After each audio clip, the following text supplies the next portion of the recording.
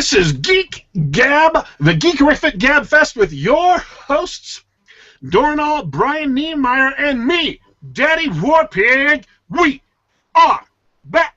Geek Gab is here every Sunday night, 7 p.m. Eastern Time, which means for those of you in the sane half of the world that at random moments in the spring and fall will actually be on an hour earlier or an hour later because of this thing that they call daylight savings time, and I would explain it to you, but I just don't care.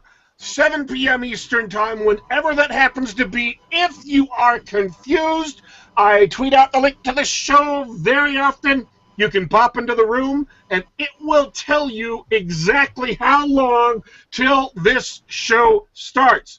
So, we are here broadcasting live, as always, from a secret bunker deep underneath the house of geekery.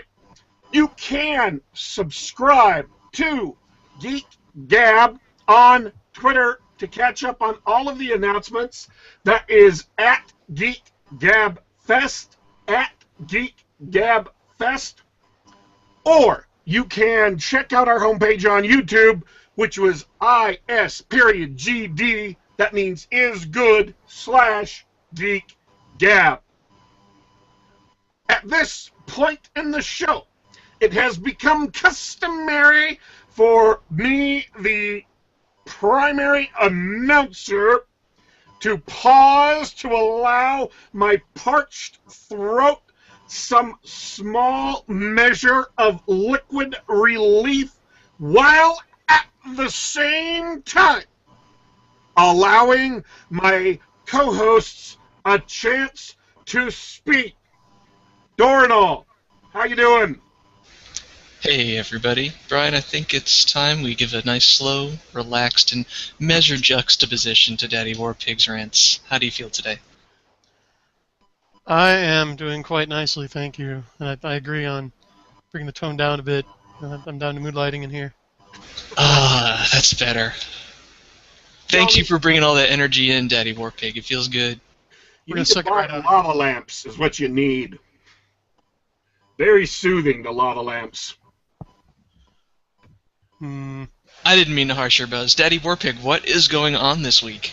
I just got over being sick. Speaking of, personal stuff people don't care about, I've literally been sick for the last 10 days. Now, when you say literally, do you mean 10 days straight, like not a waking hour was not sick? Yes. Rough. I was sleeping for 16 hours a day.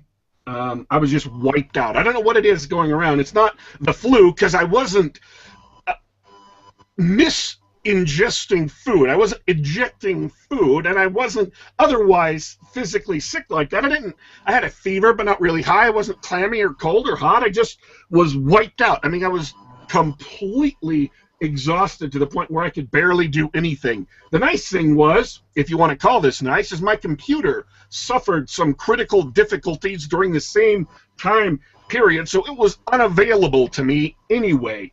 I was having to copy masses of data. When you have a copy that's measured in days, and there's no way to speed that up, that's actually a reasonable, maximized use of your bus, you know you are moving lots and lots of data about. So, yeah, it's been an interesting 10 days. I have been prevented from doing much of anything, which is okay because I wouldn't have been able to do much of anything anyway. That was my week. I'm glad you've recovered. So am I. Just in time. And I'm trying to think of if we have any other site news. I'm looking for music. I have found royalty-free music as soon as I select a tune and send it past the YouTube to get it approved for you to say, yeah, that sounds cool. I will finish the research on how to pipe the audio through the chat so we can have actually bumper music. We've just gotten hold of an engineer, an actual human being, who can sit here and run all the technical stuff for us, so I, your host, don't have to do it all myself. It is very distracting to have to be worrying about sound levels and whether I'm connected or not and whether I'm stuttering or not while I'm at the same time trying to come up with something resembling a cogent opinion. So we're going to offload as much of that as possible on our fabulous volunteer. At this point, our fabulous volunteer, due to technical difficulties, probably won't be able to join us on the show, but he will be running everything in the background. And the appearance of our fabulous volunteer next week will also mark the reappearance of the beard, because he will start the show, he will run the show, so he'll have this Geek Gab logo, the nice pretty sky blue with the super DW flying in it, and I will have my face back. So I am kind of excited about that. It sounds great. I feel like we'll be a real show again. We'll become whole once the beard is back. Thank you, volunteer.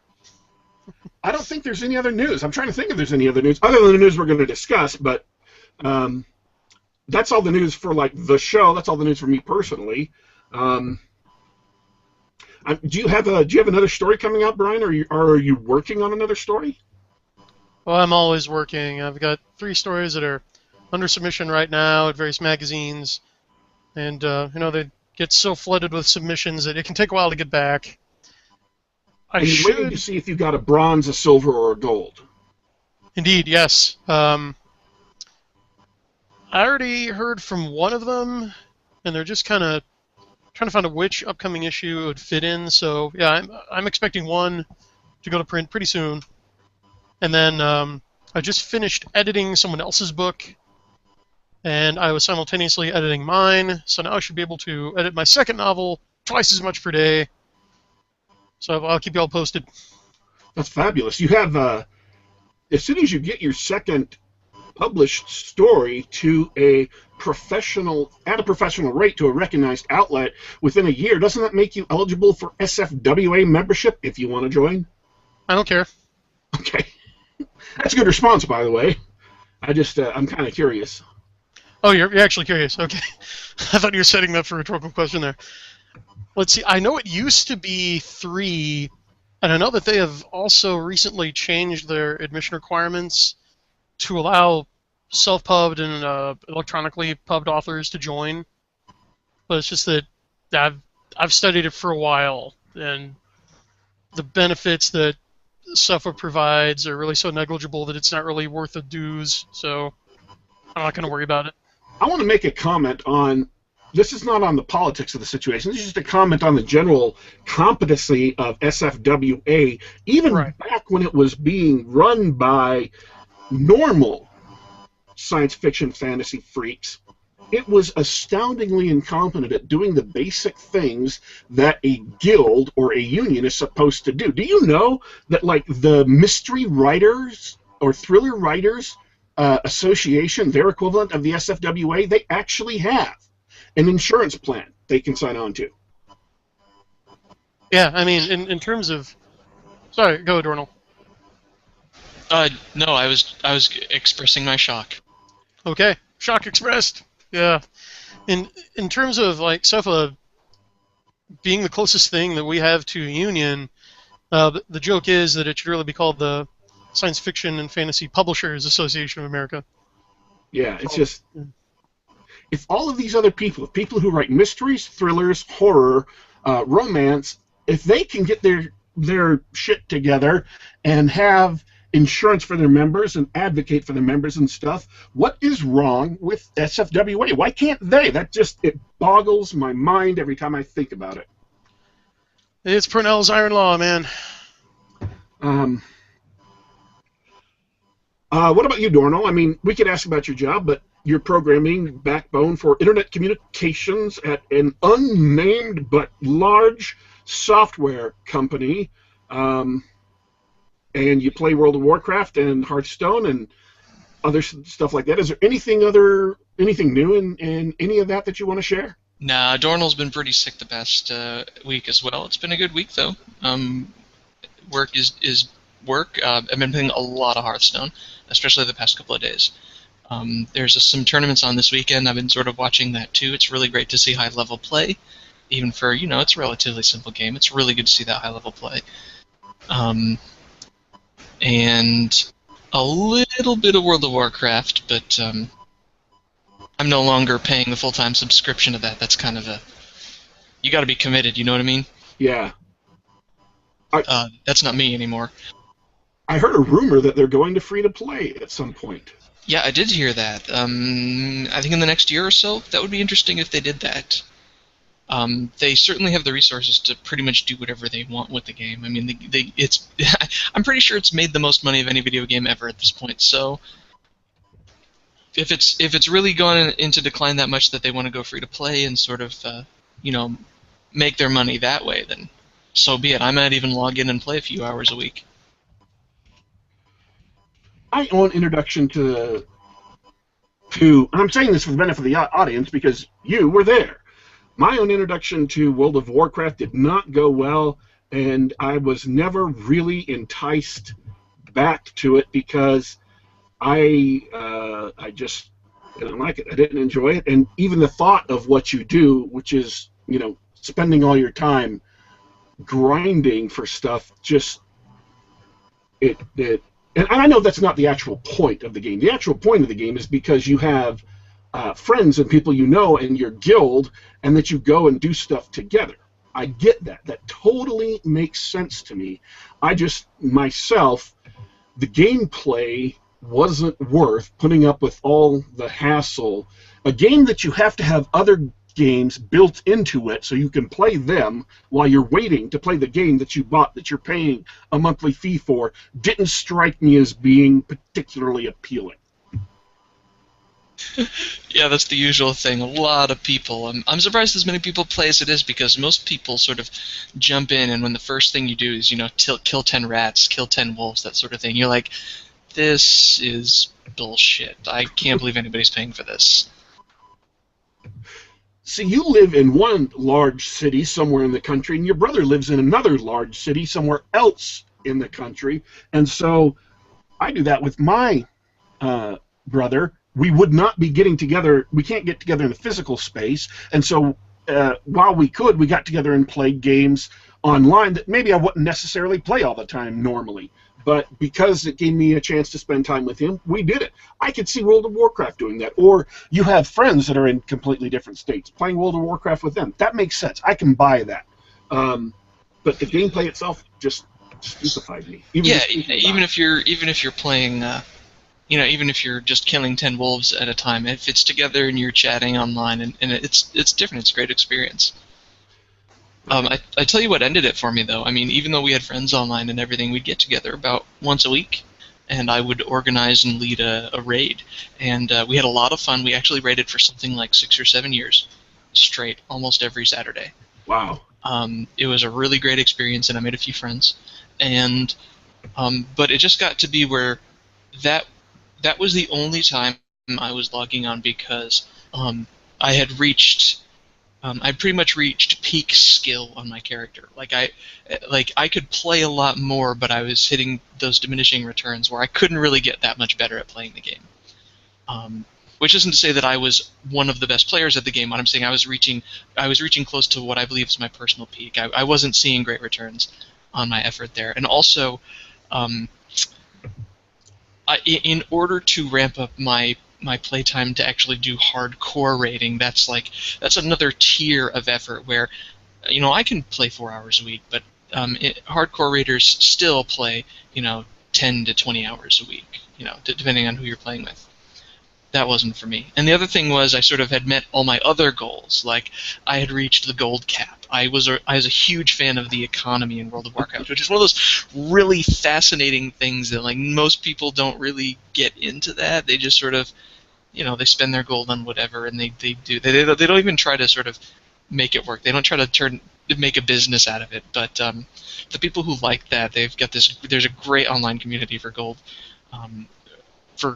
Gold bloggers and gold farmers, and it's really interesting stuff, and I liked that, but I had sort of met my goals on that. In fact, one of the things I did, which everybody really liked, is when I did quit the game, when I left, I pulled all my gold together, to prove that I had gold cap, took my screenshot, and then I mailed chunks of 100,000 gold pieces out to all my friends as sort of a farewell message.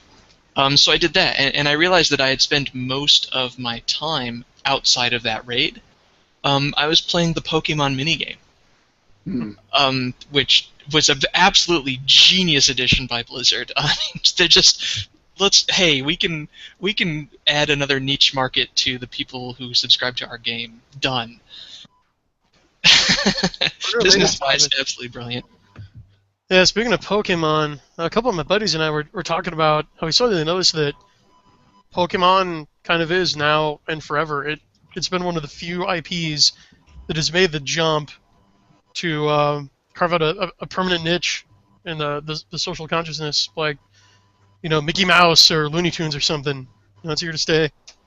That's incredible. I mean, you can imagine a history book 100 years from now talking about 20th and 21st century culture, and you can picture Mickey Mouse standing right next to Pikachu. I can see that. Yeah.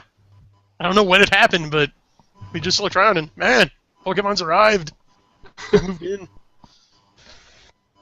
And Nintendo has all the money now. Oh, all the money. From combination of stuffed animal collection and cockfighting. Okay, can I ask honestly, because I have seen this frequently, but I didn't care enough to look it up. What's an amiibo? A what? An amiibo. I don't know. They're collectible Nintendo something or others. Never heard of it. Seriously, you guys don't see these news stories and tweets all the time? Maybe I spend too much time with gamers on Twitter. Well, I mean, you clearly spend too much time on Twitter. I don't think there's any disputing that, but I don't know. I haven't exposed myself to that. Hey, we got a clarification from the chat. Bradford Walker reminds us that WoW's not going free to play. They're actually doing a game time token that you can buy with real money and sell in game for gold. Okay. For anybody who's ever played or know anything about EVE Online, this is how EVE Online works. Everybody's huge into that. Yeah.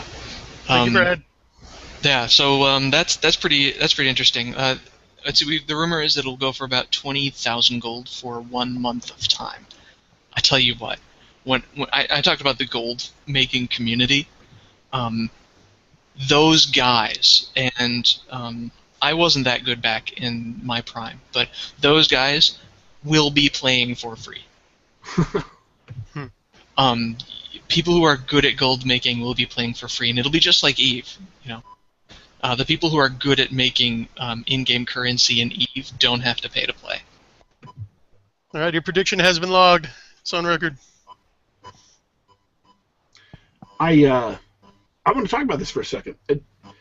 I'm just shocked that you guys don't know about this. I guess my assumption when it comes to video games is that most other gamers that are not me automatically know about these things, whereas I don't. There are little figures, little models, little plastic models called Amiibo, A-M-I-I-B-O. And they're apparently, either because of deliberate policy or just selling out, collectible as hell. Because you can't get a hold of them. They come to a store, they've already been pre-sold out, you'll never get them on the shelves unless you pre-order, and they're being sold all over the place, they're being sold out all over the place, kind of like those little bean bag. I was going to say Beanie Babies. This sounds like Beanie Babies Part 2.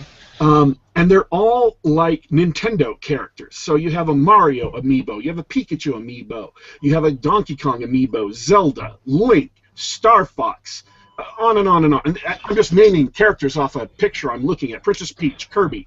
Hold on. When did this happen? I need to know when this happened because I was unaware of this. When did Nintendo get the rights to Pac-Man? I don't know. I did not know they had got the rights to Pac-Man.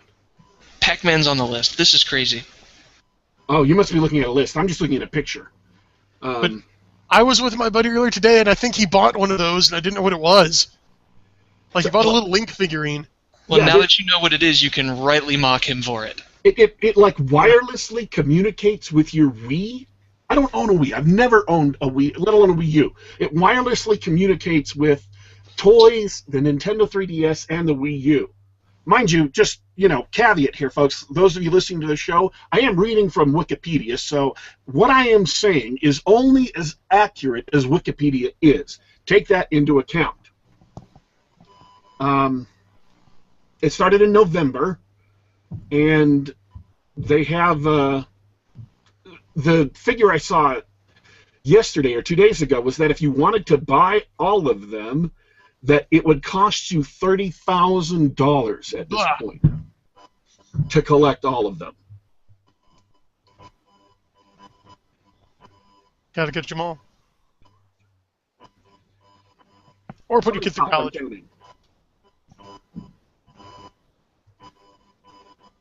Somebody talk. I'm counting real quick. Oh, update on the copyright. I'm seeing Sonic the Hedgehog and Mega Man and a few others, so it looks like Nintendo's just licensing those characters for these items, which I'm sure is very lucrative for both parties. There are 41 figures right now. And not counting 5 exclusive, retailer-exclusive Amiibo that you could only buy at Toys R Us, Best Buy, GameStop, Target, or Walmart. So there's 46 total, and getting all of those supposedly costs you north of $30,000. Plus, there's actually one more that's exclusive to Canada. You'd have to buy it on eBay or physically travel to Canada to buy it. So that's 47 total. Gosh, that's brilliant. It's absolutely brilliant. I love how we've gone from gold making and WoW to this sort of thing, because this is exactly what I love. Just finding those awful deals that people love to spend all their money on these terrible collectible things, and you just geeks are the worst, guys. Well, I was reading a paper by a couple of behavioral psychologists about WoW, and they pointed out how there are a lot of features in the game that are as addictive as strategies that like casinos use to addict gamblers to gambling. So basically, it's a one-armed bandit. Wow. Yeah, that is WoW. I mean, that's pretty much it. I think Diablo was the first, right, where you were literally you'd whack the pinata and the way the loot just sprayed out of the little monster corpse. Yeah, but even in Diablo, though, you weren't paying a monthly fee. Once you bought it, you had it until they came out with, the expansion pack, and then Diablo 2, and then its expansion pack. You didn't have to pay a monthly fee to keep on feeding the beast. So yeah, that's a level up in terms of they leveled up in terms of. Well, it appeals to the deep human need from our hunter-gatherer days to hoard and collect things. And then especially when you make something exclusive or really low print run of something and it's considered to be rare, even more valuable, people fight over it. Look at the stores. Beanie Babies, man. Beanie Babies. Yep. Okay, well, now we all know what Amiibos are. I didn't care enough to look it up, so I figured you guys would know. I'd just ask you. I'd do the lazy thing and ask you and get the information for free while at the same time putting out some content. I didn't know I'd have to actually do any work on this, but I did. Wow. Oh, I'm sorry. I saw one like 2 hours ago and didn't know what I was looking at. Speaking of collectibles, did you guys hear about the latest sale of a mint condition Black Lotus from Magic the Gathering? No. $25,000. Wow, jeez. That's an expensive piece of paper. It's incredible. Now, the Black Lotus was the card that allowed you to take any color of mana and turn it into any other color of mana, right?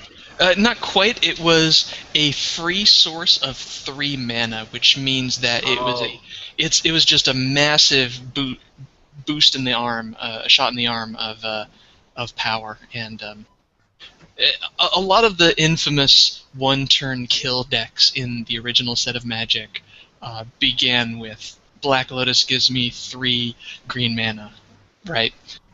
or 3 red mana, something like that. So it was very powerful, very rare, and this was the alpha printing of Black Lotus back before because they had 2 printings of the first set, Alpha and Beta, and Alpha was a small print run just because they had just designed the game and they had invented the collectible card game model with Magic, so they're like, let's see how this goes.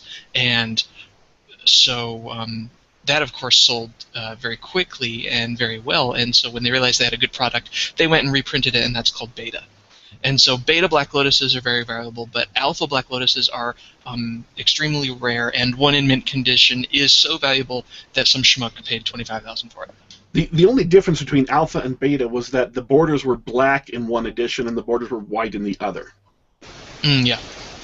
Another thing, the person who told me about this said that someone had found a Black Lotus and then sold it to a store who paid him something like $15 for it, and then they flipped it for $25. And the reason why it was so expensive is because apparently, and I actually didn't play Magic during that time. I started Magic a few years later, but apparently the Alpha print run had a lot of defects. So a Black Lotus was rare, but a perfectly printed mint condition Black Lotus is about as rare as it gets. It's just a card game, guys. It's like now that I've completely bored everybody, you know that the collectible card game model came from playing baseball cards? Richard Garfield said, what? Okay, but what if we could play a game with these cards? And that's part of how it started. And he's a mathematician, and so he was more interested in all of the mathematical permutations of the probabilities and stuff, and that's where he built all the mechanics off of all of this pure math. He did not realize he was creating paper crack. They never do. And I have to address like Brad's realized just how much money that is. a year's tuition, a car, a new car, down payment on a house, right? Yeah. But my friend who made me aware of the story just pointed out, he said, okay, people our age have one of two things. The people who played Magic in 1994 in high school and everything, they have one of two things. They've got a house full of kids or a massive pile of disposable income. Yeah. And, yeah, he leaves it unsaid. So playing Magic was the step I missed. I should have played Magic in high school. Yeah, there's your you lose all your geek cred now. Yeah. Well, I lose my massive pile of disposable income, apparently. Absolutely. Absolutely. I've been playing a game. I love this game, Vampire: The Eternal Struggle. I don't know if I've talked about it on the show, but no. It was made by Richard Garfield right after Magic, and it's a multiplayer game. It's meant to be played with 3 to 5 people. And it has... they stopped printing it a couple of times, most recently in 2010, so it's actually out of print, but if it were still in print, I would be down a few more $1,000s, I think. And just for the record, I have played Magic probably about a dozen times, but I never bought my own cards or built my own decks. I just sponged off of other people. That is the way to do it. We played Magic for free at PAX. Yeah. That's right. They've been handing them out. Every year they hand out like little starter packs of the latest set, and you get to go play it for free. First one's free. Me and Doranal went to PAX with some friends of ours. There were, 6 of us? Yeah. And so we got our Magic cards, and when we had a slow spot, we would, put together a deck and deal them out. And each of these mini decks were actually built to be the exact same deck as close as it could get in the different colors, and so you knew exactly what was coming. With a little bit enough variation to let you know why black was different than white, but other than that, pretty much the exact same deck. And so, yeah, the 6 of us played several games. Just like when we got bored, we didn't have anything to do. We were waiting for something to start. We pulled out the Magic, played a bunch of Magic. And it was all free, so you know, we didn't have to worry about it. And then when they got towards the end of the convention, they were just handing out bags to whoever wanted one. We got extra packs of them. Actually, some of the crap I have to clean off my desk before I start the show every day are those packs of Magic cards. Did you guys ever play the Fantasy Flight Games Game of Thrones LCG? Nope. No, I have been playing, or last year I played a bunch of Netrunner, the reboot of Netrunner. Ooh. Yeah, that's good too. I played a little of that. The Game of Thrones one is the only card game I've ever actually invested in and built my own decks. This is when you're talking about Magic the Gathering and how rare it is and how much money people spend on it. That's one of the things. Even though I personally never played this game, that's one of the things I absolutely loved about Over the Edge, the card game Over the Edge, because one of the core mechanics of the game was to deliberately ruin the collectability of every single card in your deck. What you did was when you bought your deck, you went through and signed every single card. So it's completely unique. Your signature completely unique. And you would play for a unique card. I mean, you draw a random card from your deck and you're playing, and that's your stake. That's your, ante. And so if you lost it, now someone else gets your card with your signature, and they had their signature, and they just shuffle that in with their deck. And over time, you would gradually accumulate cards that would have like 7 signatures on them because they passed through the hands of 7 different players, each of whom had signed it. And your deck would have this misbegotten collection of random... when you traded cards, obviously you could trade cards with other people, and you'd get their card that has their signature on it. You'd add your own. And so your own deck, as you fine-tuned it, would become a collection of cards, all of which was a record of when you got them, where you got them, who you got them from, and who they got them from before that. I thought that was awesome. I thought that was just for ruining the collectible market while at the same time being really colorful and cool. I've never heard of anything that was better than that. That's definitely a cool concept. But they, like most other collectible card games launched during the Magic Mania when Pokemon became a thing at the end of the 90s, Over the Edge is out of print and has been for like 15 years, I think. Might be a little bit less, but yeah. Very unfortunate. All right. By the way, folks, we should let you know that although this has been a really segmented discussion that's moved along really well, this is not planned so far. We hadn't scripted any of this. So, with the sole exception of when I started counting and everybody just let the dead air roll, we've been doing really well with the show. We actually have specifically one exact topic I had planned beforehand because I wanted to talk about it, and that's what we're going to get to right exactly now. I have put a link to the news story in the liner notes in the description below the episode, and I've just saved it so it'll come up. You may have heard that they are launching an all-female reboot of Ghostbusters. 4 women playing Ghostbusters. And without addressing the issue that got so many people irate and so many feminists irate, we're going to set that issue aside, because what's important is this. They have also announced another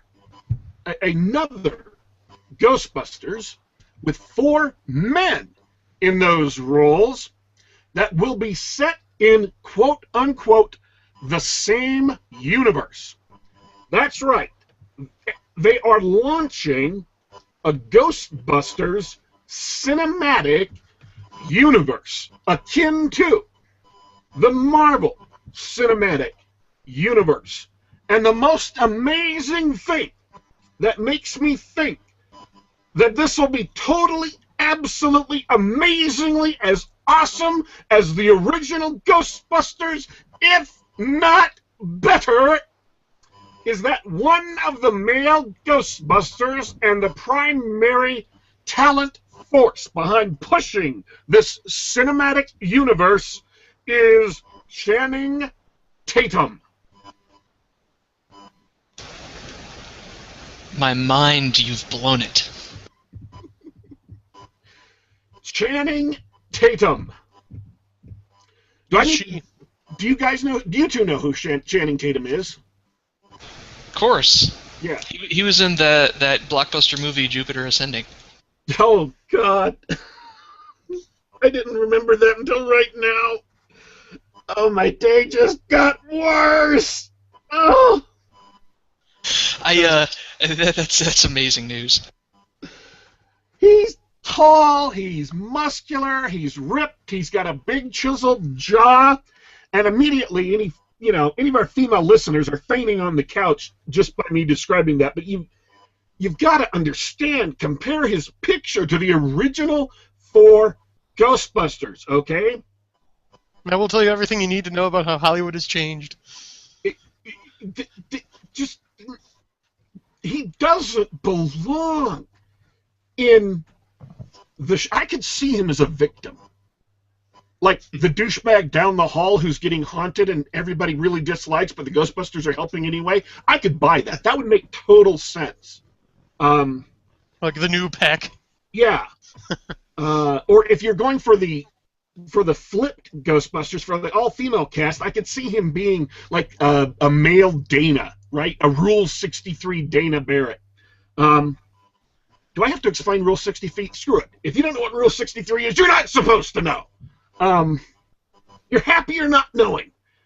But yeah, that's who he could be. But he's just he's not one of the Ghostbusters. And they're also planning 2 more movies. So Sony is planning a total of 4 movies in the Ghostbusters cinematic universe right now.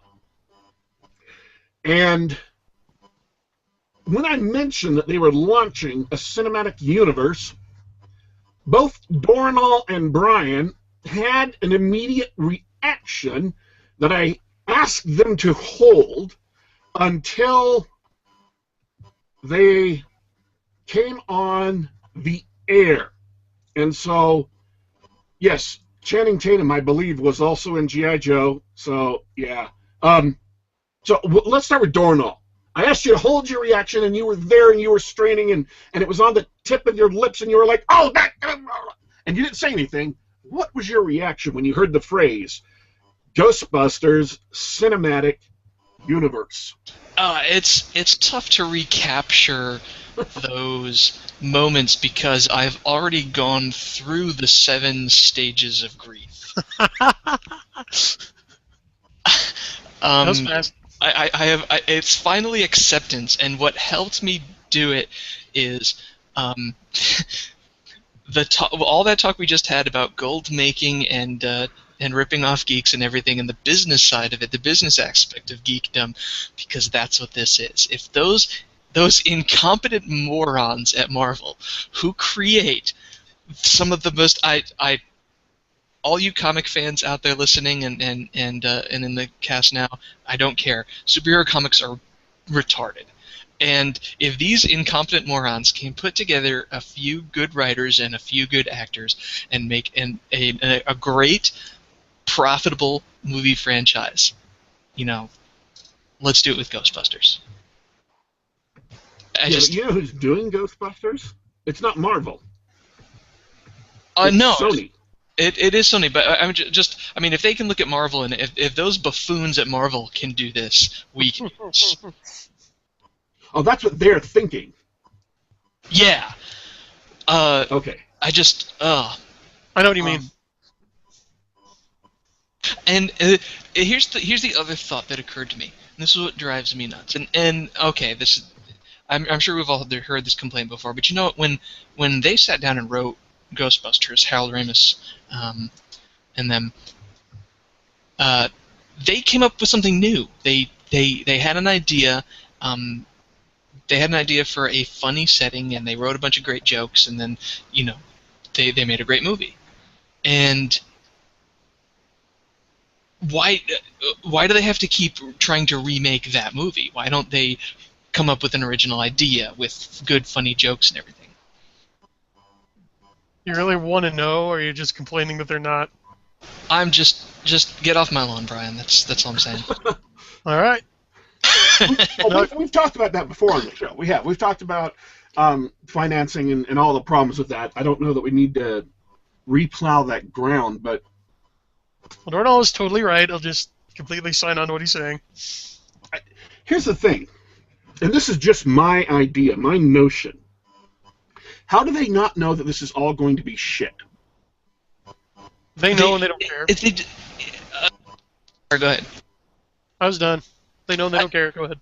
Yeah, no, they don't care. But I think also, it's a miscalculation. The power of the brand isn't what made it such a good and compelling movie.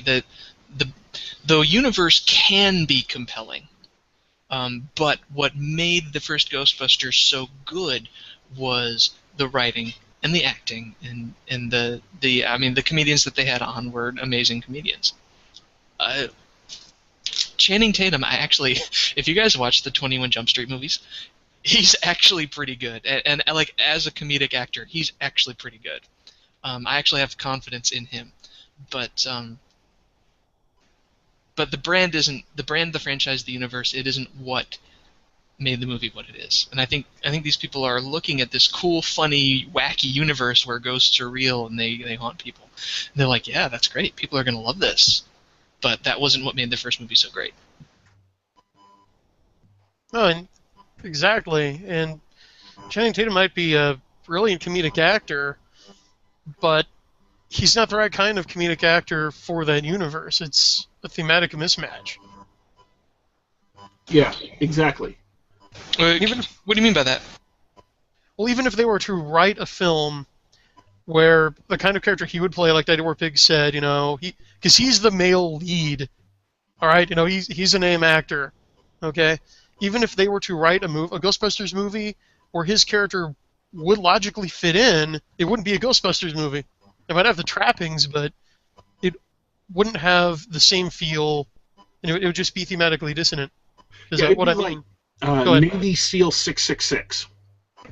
Yeah.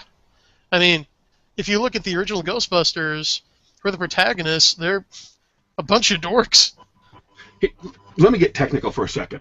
There are three types of actors. There are child actors, there are leads, and there are character actors. So, if we start talking about Tom Cruise, he's a lead, obviously. Right. Lead. Channing Tatum, lead. They're leads. That's who they are. Christopher Lloyd, character actor, right? John Goodman, character actor. And if you're an actor, you have to know before you even go out into the field which kind of actor you are. Some actors are only child actors. They can only work as children. When they grow up to adults, they can't get any work. Some actors, very, very few, transition from child actor to some other role. So when you're looking at Ghostbusters, all four of the Ghostbusters are character actors. Harold Ramis, who plays the accountant, character actor. Annie Potts, character actor. The only lead in the entire movie is Dana Barrett. Everyone else is a character actor. And that makes a complete difference from something like, I'll use the Expendables because it's easy. Most of the people in the Expendables are leads. A few of them are character actors. Terry Crews is a character actor. Sorry, he just is. But the rest of them are leads. Arnold Schwarzenegger, lead. Bruce Willis, lead. Sylvester Stallone, lead. Jet Li, lead. So on and so forth. And when you're talking about a thematic mismatch, what you're talking about is that the entire cast of Ghostbusters are schlubs. Yep. They're not, the king of the prom, the head quarterback, et cetera, et cetera. Those are leads. University professors and, like, a blue-collar guy. Yeah. And so it's nothing wrong with that. There's nothing wrong with being a character actor. In fact, there are some roles only character actors can play. You make a good point. You make a good point. I gotta jump in. Brian mentioned the one blue collar guy. That would be a great place to use Channing Tatum because basically the Winston. He could play that role where he's not a scientist, but they hire him on to do the heavy lifting and stuff, and then he would be great in that kind of role.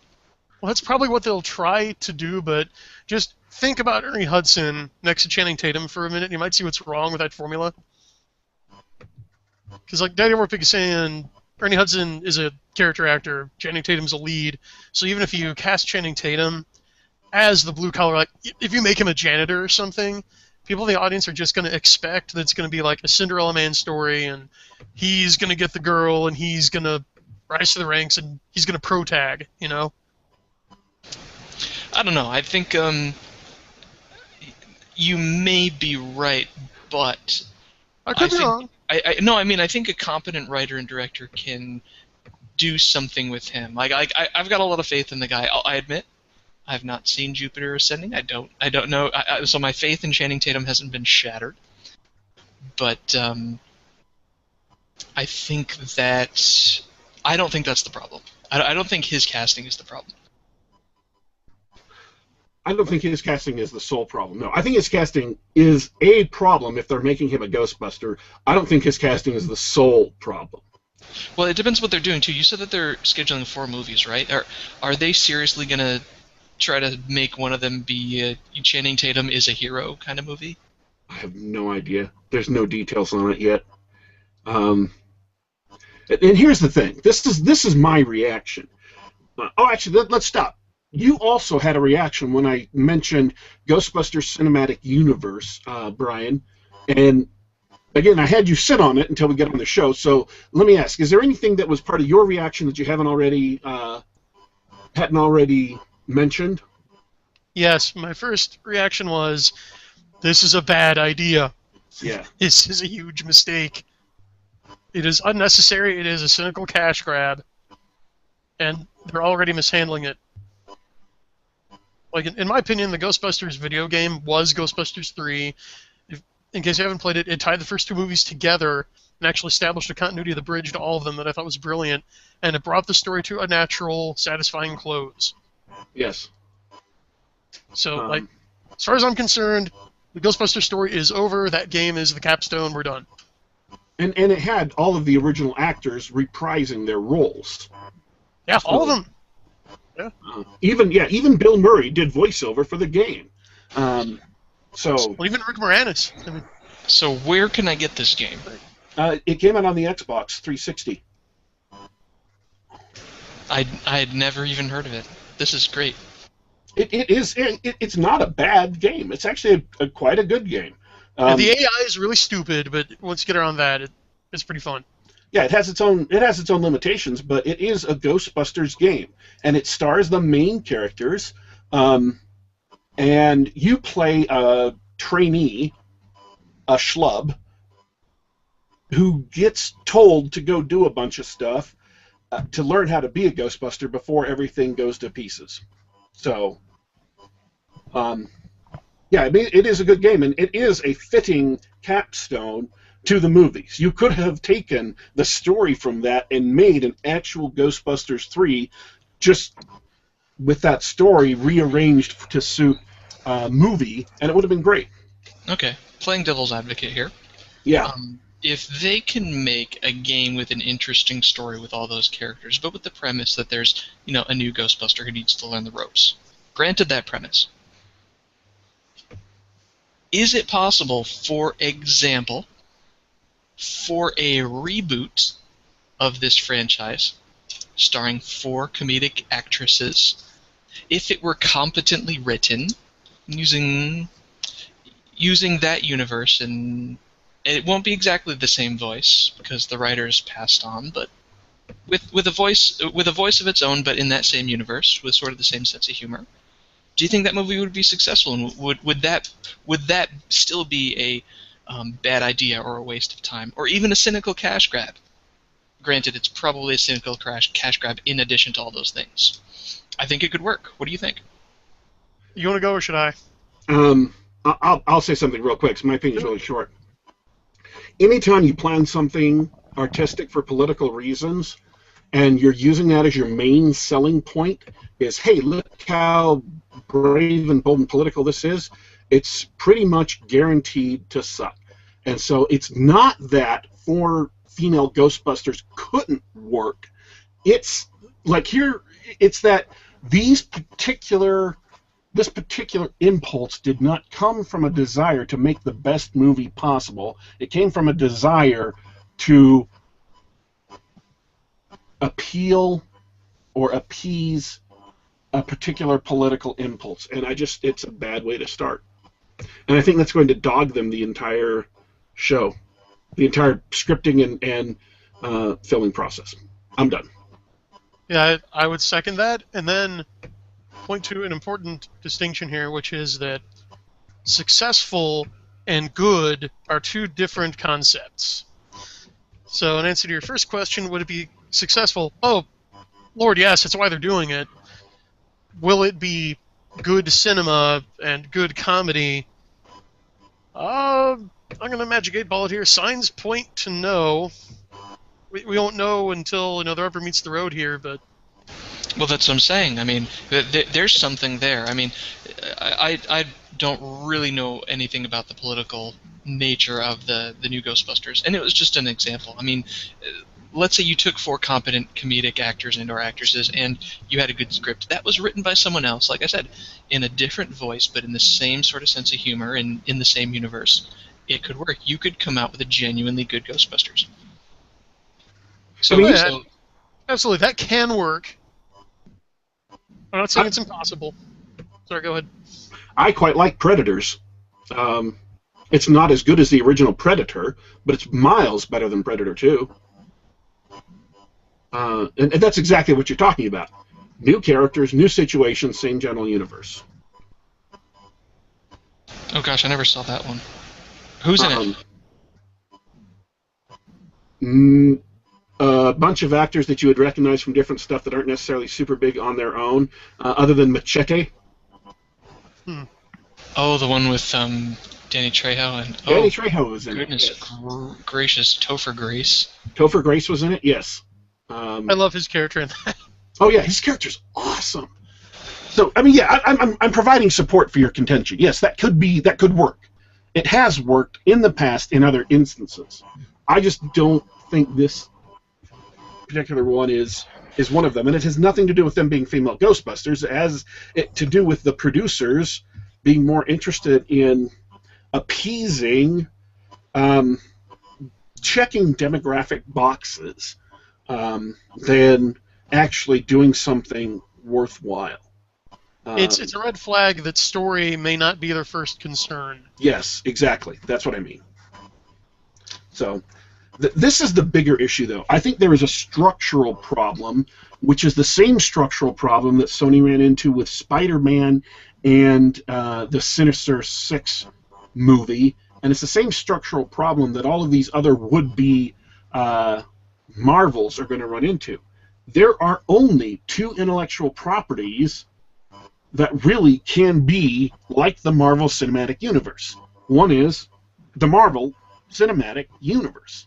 The other one is DC, where you have enough characters for a long enough time that thousands of characters have come and they have been reiterated and redone, and new characters come in, and if they're crap, you forget about them. And so you have these well-worn characters who have a long history and, 40, 50 years of stories to go back through and pull out the best bits and the best ideas and use that to make a series of movies where they're all in the same continuity, characters cross over or at least appear in as guest stars other movies to create a cinematic universe.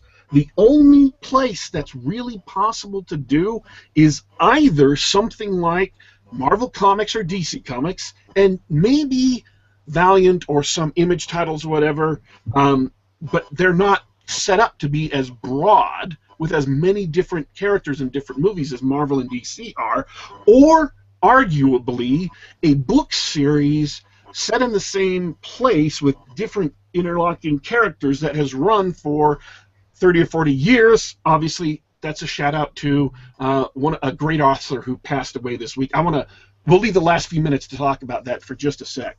And that's what I see here being the disaster is Ghostbusters by itself does not have the heft. It doesn't have refined characters and situations that can stand to be turned into a copy of the business plan Marvel has for Marvel Cinematic Universe.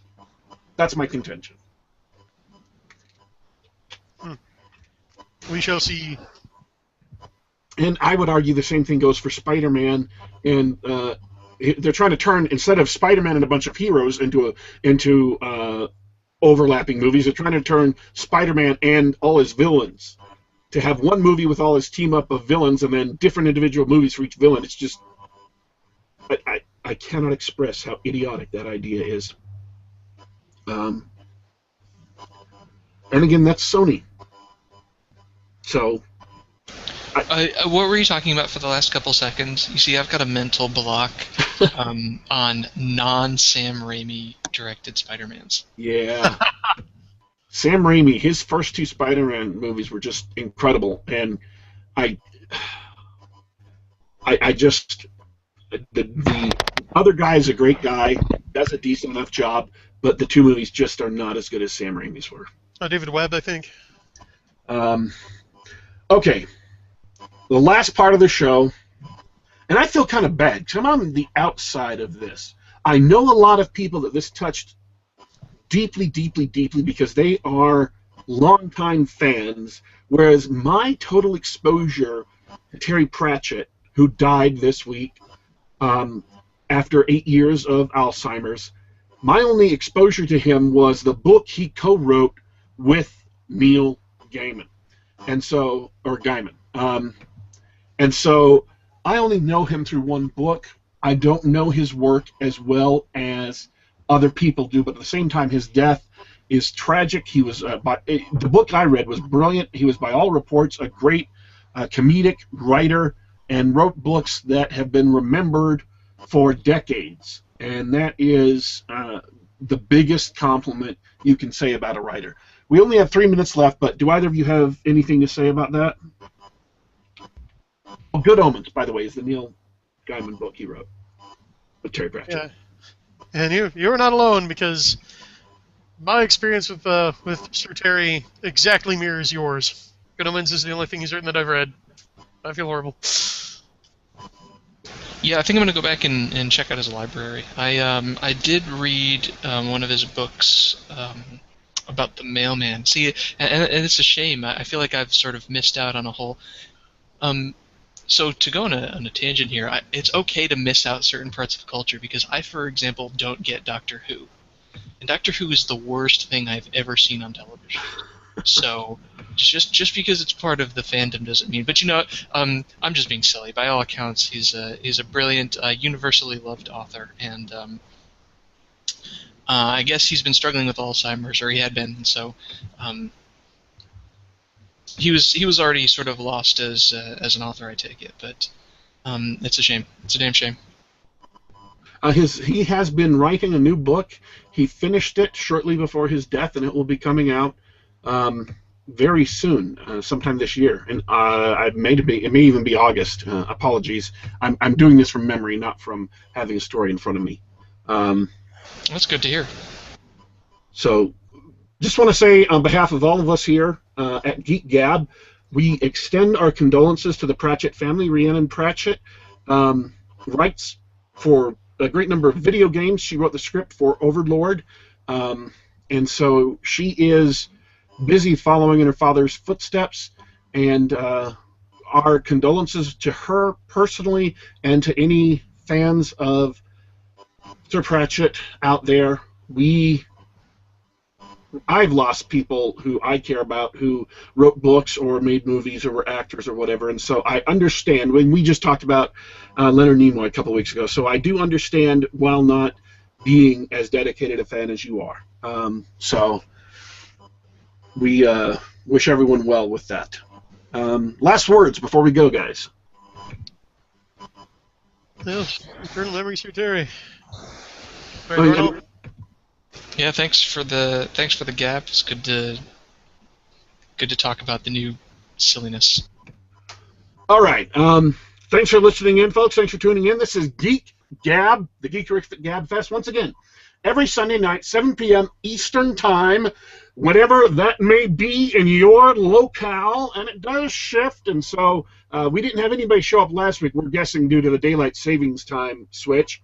We are, you can catch all of us on Twitter. Our Twitter accounts are in the notes underneath the show. You can also